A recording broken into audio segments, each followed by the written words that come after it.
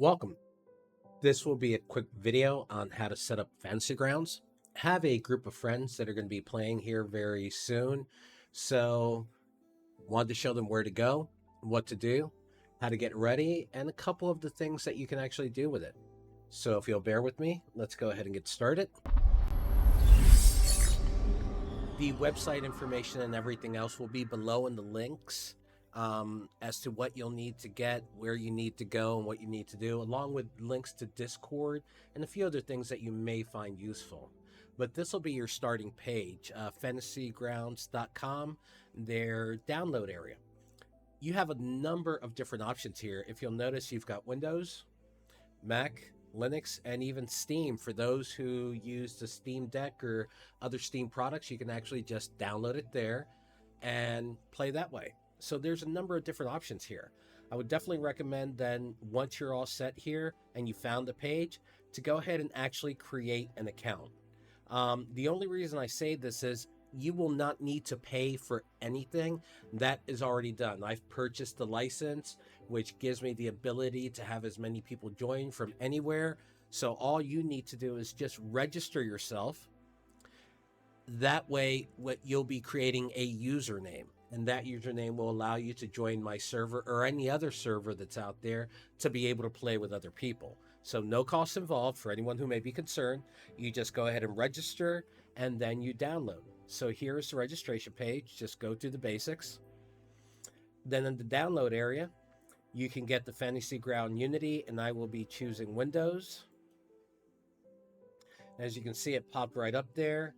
And it's only 36 megabytes, the initial startup. Now, once you're done with that, of course, you can always either open the folder or if you know what you're doing, but go ahead and execute the file. Once you do, you will go ahead and go to the regular installation process. Just follow the prompts. There's nothing hard about it, and it's rather quick. Once you're done, you're going to actually be on a window like this. Now, you'll notice up in the corner your username, okay? So right now, I'm just showing that I'm connected to the lobby and my username, which everyone who knows me, as far as my gaming profiles, ZenasToy is always my username.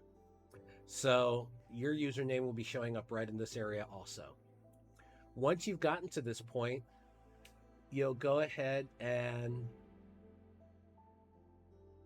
do a number of different things. You can load a campaign, you can create a campaign, or you can join a campaign. Loading a campaign would be for those who are actually hosting, so don't worry about that. In the same way with creating one. Now you can, if you want to, please give it a shot. This is loads of fun. But you'll be mainly concentrating on join campaign. Now you also notice here there's a number of different things that pop up. There's a history.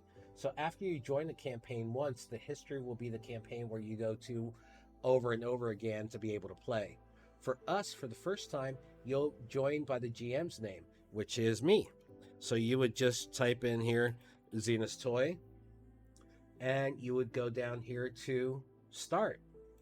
That's about it. Now you'll notice there it said authorization failed. The hosts have protected the session with a password. Please retry with the correct password. There we go. I will be sending everyone the passwords that we will be using, but for this one, I'm just going to use a generic password, and let's go ahead and see if that works. All right, it looks like it's actually coming through. Now you'll see that it says acquiring file list, because what happens here, I will make available to everyone playing, or the DM will make available to everyone playing, all of the books that you will need to play the game. So whether it's the D&D 5, whether it's the Monsters book, anything like that that you would want to reference for anything you're doing in game, those are provided in game for you. So you don't have to go searching for it. I will show you how to access the information. Makes it very, very easy. Now you see it's still trying to load in, and I'm running 2 instances of Fantasy Grounds on my computer at the moment. So you'll be able to see both things. You see right there, I've popped in. Now to give you a view from what the GM is saying,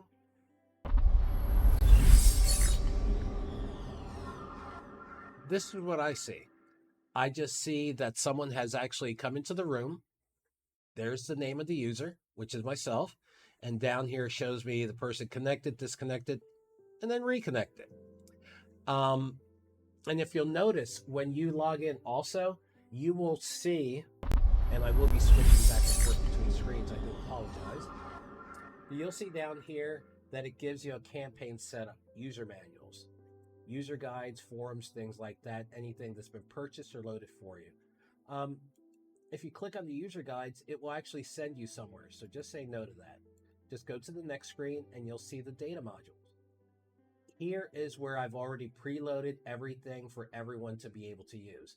You'll see the rules, the core rules, the basic rules.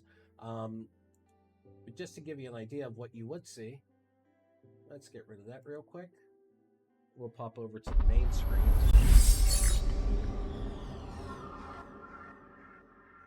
So in the modules,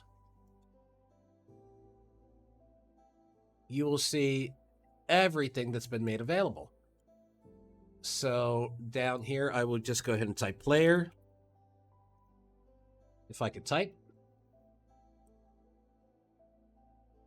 And it will show you every book that's been loaded for players. So right now, the D&D Basic Rules for Players has been loaded, and it shows green so everyone can have access to it. Here, it doesn't show that for the Dungeon Master's Guide players. So what I'm going to do for this one, since it is players, I will go ahead and load it. There it's loaded. And here it's active for everyone to access. And you'll see that's the same with the rest of the things that are out there. So all the guides that you'll need to play will be provided at no cost. This is pretty much a no-cost game for everyone who joins it. Okay?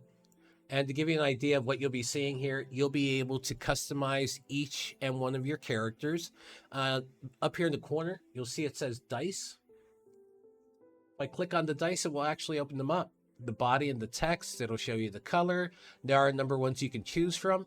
Please do not buy any damn digital dice. That's what they're showing down here below. Some of them are neat, but it's not worth paying for something.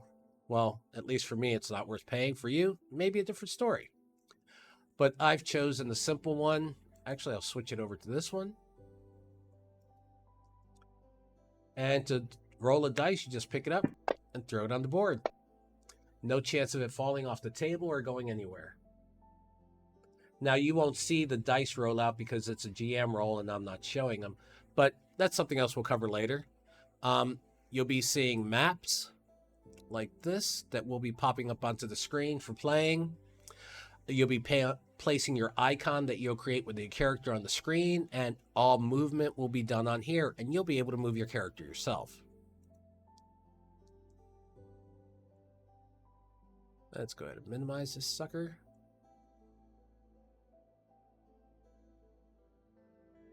All right. So this is just like playing D&D in a group, in an environment where you can all see each other, which you could if you turned Discord on and you had video cameras going, but everything you'll need is right here on this screen. So we will be seeing characters along the top here. We will be seeing all interactions down along the side here. You will all have access to characters where you'll be able to create multiple ones. You'll be able to choose the classes, the backgrounds, the species. All your abilities will be rolled here, your equipment. Everything is going to be right here. Everything that you gain, your XP, your gold, arrows, it's all going to be listed, so you will not have to write any of that. So this makes it a little easier to work with.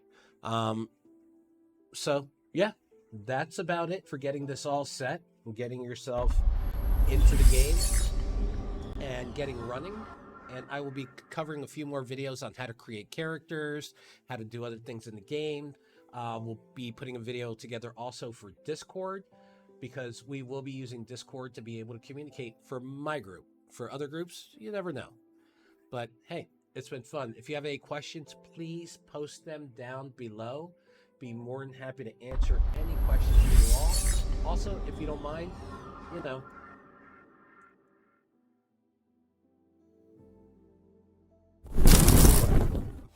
subscribe, like, share turn on notifications, it won't hurt. Well, it won't hurt too much. Thank you for joining me. Have a great day and hope to see you again.